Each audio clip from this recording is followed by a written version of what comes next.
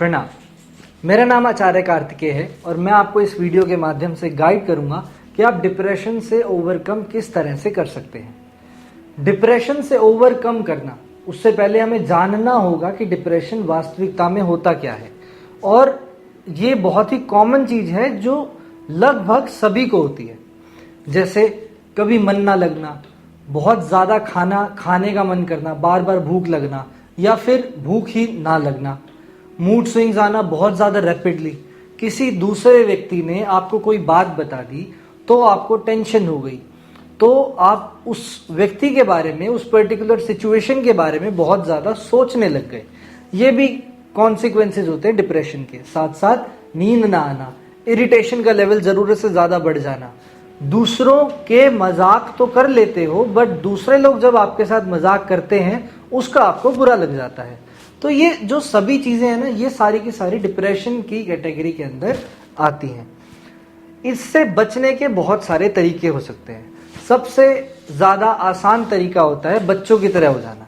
जैसे बच्चे किसी भी विषय को ज्यादा नहीं सोचते, जैसे बच्चे किसी भी काम को करने से पहले ज्यादा सोचते नहीं है, वैसा ही अपना स्वभाव बना लेना और बिल्कुल मस्त रहना। सभी धर्मों का अंततः अगर हम निचोड़ निकालेंगे तो यही निकलेगा कि अपनी जो आप जीवन में आए हो, जो आपने जीवन ये शरीर धारण किया है, उसको कितने ज्यादा आनंद के साथ आप जी सकते हो।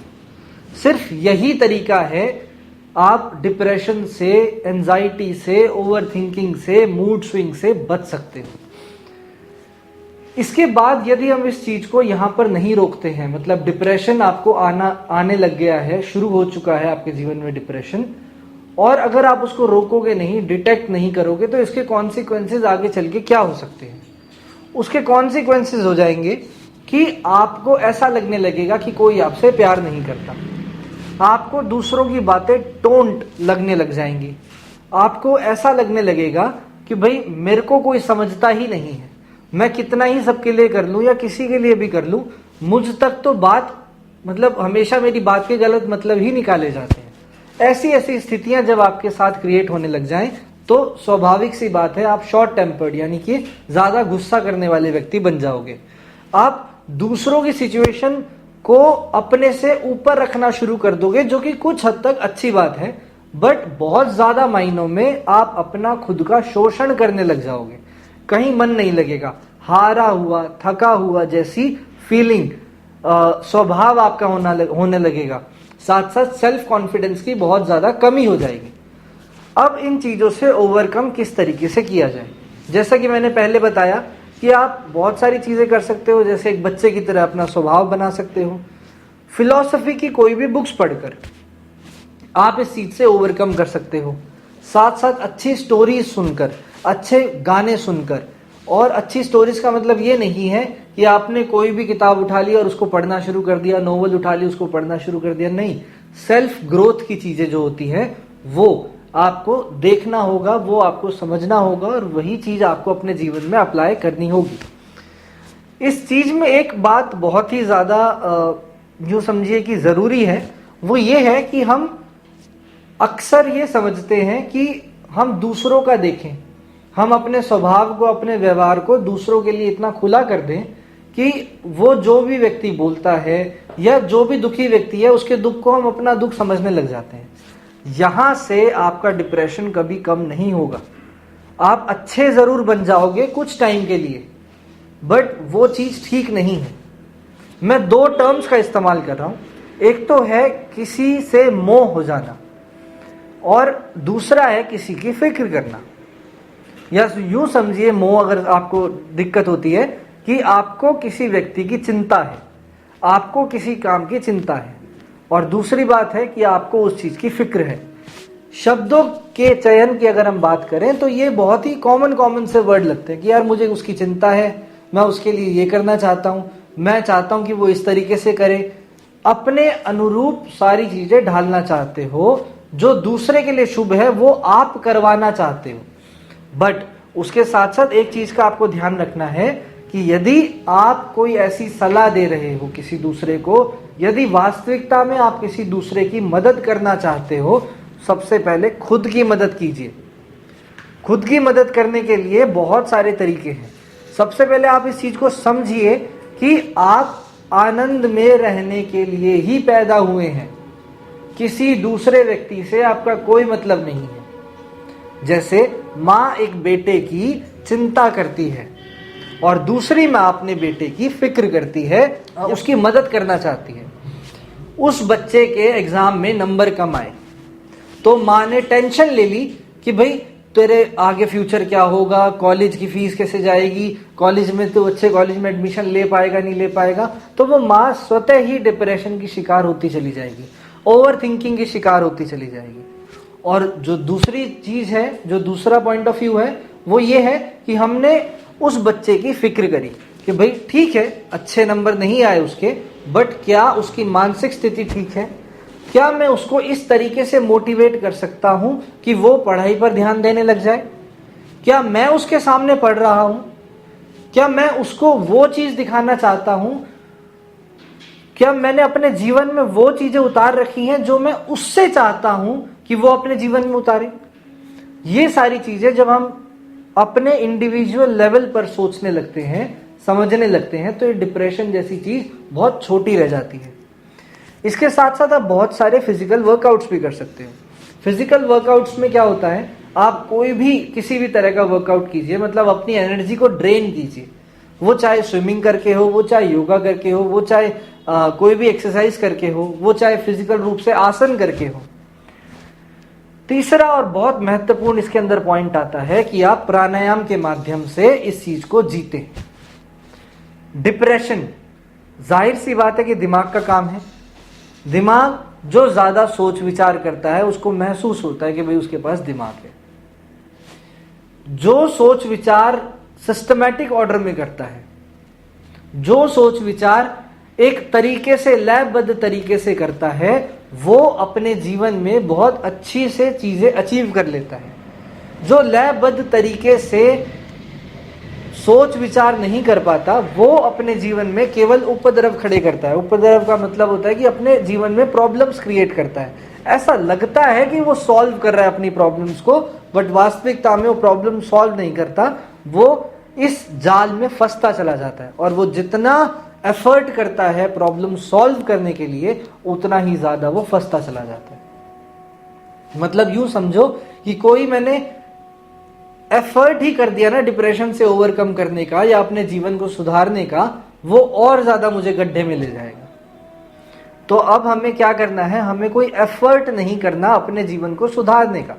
हमें जैसा हमारा जीवन है उसको सहज रूप से स्वीकार करना है। हमें नए नए आयाम खोजने हैं अपने आप को इवॉल्व करने के लिए। कैसे? जब हम सेकंड क्लास में थे या फर्स्ट क्लास में थे तो हमें अल्फाबेट्स वगैरह सिखाए जाते थे, अलग अलग सब्जेक्ट्स पढ़ाए जाते थे। आज जब हम उन बुक्स को पढ़ते हैं तो हमें लगता है यार हमें ये भी आता है, ये भी आता है, ये भी आता है, ये तो बहुत ईजी है।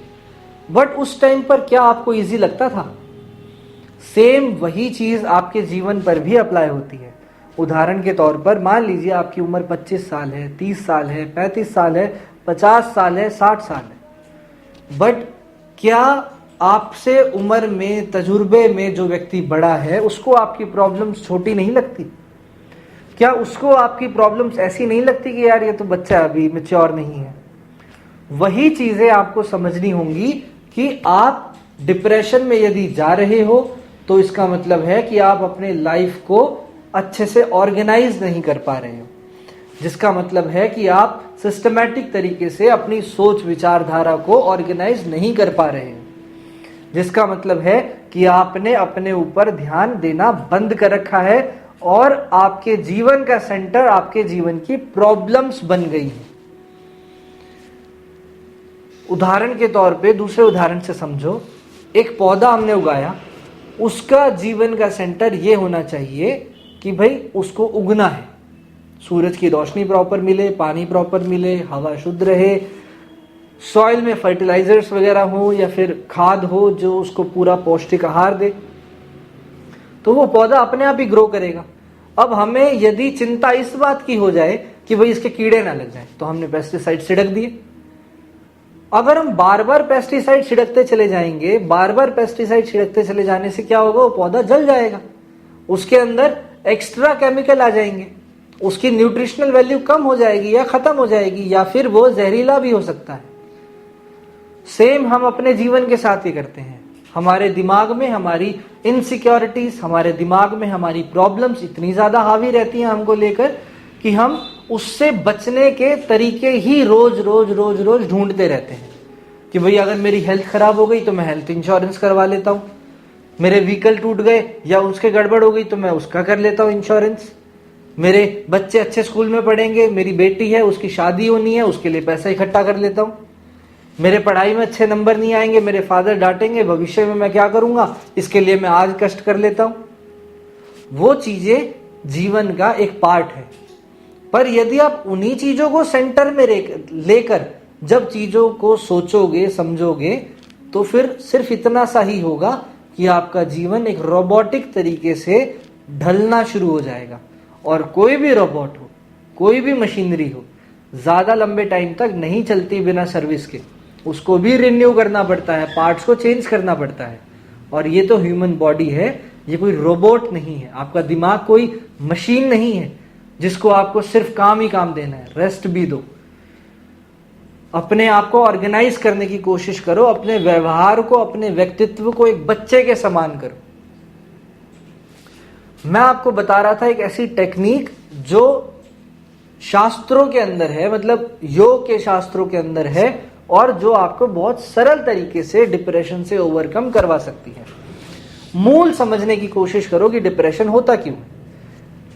ओवर थिंकिंग के कारण, ओवर थॉट प्रोसेस के कारण। जब आपके विचार जरूरत से ज्यादा चलना जल्दी जल्दी शुरू हो जाते हैं तब आपको डिप्रेशन आ जाता है। इसके कॉन्सिक्वेंसेस मैंने आपको पहले बता ही दिए कि क्या क्या होते हैं। तो जब आपको डिप्रेशन आ जाए, उससे बेस में क्या है कि हम ज्यादा सोच रहे हैं। सोच को कंट्रोल किया जा सके किस तरीके से? प्राणायाम के माध्यम से। महर्षि पतंजलि जी ने प्राणायाम की डेफिनेशन दी है, तस्मिन् सति श्वास प्रश्वासा योर गति विच्छेद प्राणायाम। मतलब जो व्यक्ति अपनी श्वास पर, श्वास के आयामों पर नियंत्रण कर ले, वो प्राणायाम सीख गया, वो प्राणायाम कर लेता है। वो श्वास जब कंट्रोल में आएगा तब आपके विचार कंट्रोल आ जाएंगे, विचार ऑर्गेनाइज्ड हो जाएंगे, विचार सिस्टमैटिक तरीके से काम करेंगे। तो आपको एक प्राणायाम सेशन की जरूरत है। जो कोई भी डिप्रेशन का एक तरह से यूं समझो कि शिकार हो चुका है, उसको एक सिस्टमैटिक प्राणायाम की जरूरत है। तो स्मैजिक योगा स्कूल आपके लिए लेकर आए हैं एक ऐसा कोर्स जो डिप्रेशन से ओवरकम करने में आपकी पूरी मदद करेगा। मैं ये नहीं कह रहा कि इस कोर्स के बाद आप डिप्रेशन से बिल्कुल बाहर आ जाओगे। जब तक आपने खुद ने नहीं ठाना डिप्रेशन से बाहर आने का, अपने आप को इवॉल्व करने का, यदि आपको दुख प्रिय है तो सॉरी टू से ये कोर्स आपके लिए नहीं है। बट यदि आपको अपने जीवन में आनंद चाहिए तो आपको ये कोर्स लेना चाहिए। इस लाइफ सिचुएशन से अपग्रेड होना चाहिए, उससे सीखना चाहिए और इवॉल्व होना चाहिए। तो इस कोर्स की मैं कुछ आपको जानकारियां दे देता हूं। इस कोर्स के अंदर 7 प्राणायाम के सेशंस हैं।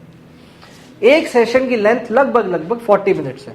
तो आपको पूरे दिन में एक वीडियो सुनना है, वीडियो उसको सुनते हुए करना है। उसके अंदर बहुत सिस्टमैटिक तरीके से आपको ब्रीद किस तरह से करना है, कितना करना है, किस काउंट से करना है और काउंट के साथ ब्रीदिंग करनी है, ये सारी चीजें गाइडेड तरीके से बताई गई है। उदाहरण के तौर पे जैसे इनहेल 1 2 3, एक्सेल 1 2 3। तो ये मैंने इनहेल कहा, फिर आपने सांस भरा 3 काउंट तक, एक्सेल कहा, सांस को छोड़ा आपने 3 काउंट तक। ये गाइडेड तरीके से आपको बताया गया है। तो ये 40 मिनट तक अलग अलग प्राणायाम के कॉम्बिनेशंस बहुत रिसर्च करके आप तक पहुंचाए जा रहे हैं और आपको बताया जा रहा है कि आप इस लाइफ सिचुएशन से ओवरकम कर सकते हो। फिर उसके साथ एक योग निद्रा का सेशन दिया गया है। योग निद्रा एक प्रोसेस होता है, एक तरीका होता है जिससे आप अपने 8-9 घंटे की नींद को बहुत जल्दी पूरा कर लेते हो, या फिर यूं कहो कि 8-9 घंटे में जितनी रिकवरी आपकी होती है उतनी केवल 1 घंटे में हो जाती है। तो यदि आप 1 घंटा योग निद्रा करते हो तो पूरे दिन काम कर सकते हो और फ्रेश फील करोगे। योग निद्रा का इतना बड़ा लाभ है, तो वो सेशन आपको प्रोवाइड करवाया जा रहा है इस कोर्स के अंदर, और साथ साथ 4 डीप स्लीप मेडिटेशन हैं। अब ये डीप स्लीप मेडिटेशन क्या होते हैं? डीप स्लीप मेडिटेशन होते हैं कि आपको निर्विचार अवस्था में सुलाया जाए ताकि आप निर्विचार अवस्था में ही उठे, और जब आप उठो तो जो आपने रात को समय बिताया है 6 घंटे का, 5 घंटे का, 7 घंटे का, इवन 8 घंटे का, वो आप बहुत अच्छे तरीके से उसको समझ पाओ, उसको रिलैक्स कर पाओ, वो आपको हील कर जाए। तो ये जो 4 सेशंस हैं वो आपको डेली बेसिस पर करने होते हैं। इस कोर्स का लिंक मैंने डिस्क्रिप्शन में डाल दिया है, आप वहां से चाहें तो बाय कर सकते हैं। बाकी ऐसी ही और वीडियोस के लिए आपको लगता है कि किसी को आपके संपर्क में इस कोर्स की जरूरत है तो उस तक ये जानकारी जरूर पहुंचाएं। मैं परमात्मा से कामना करता हूं कि आप इस लाइफ की सिचुएशन से जल्द ऊपर आ पाएं और अपने आप को इवॉल्व कर पाएं। प्रणाम।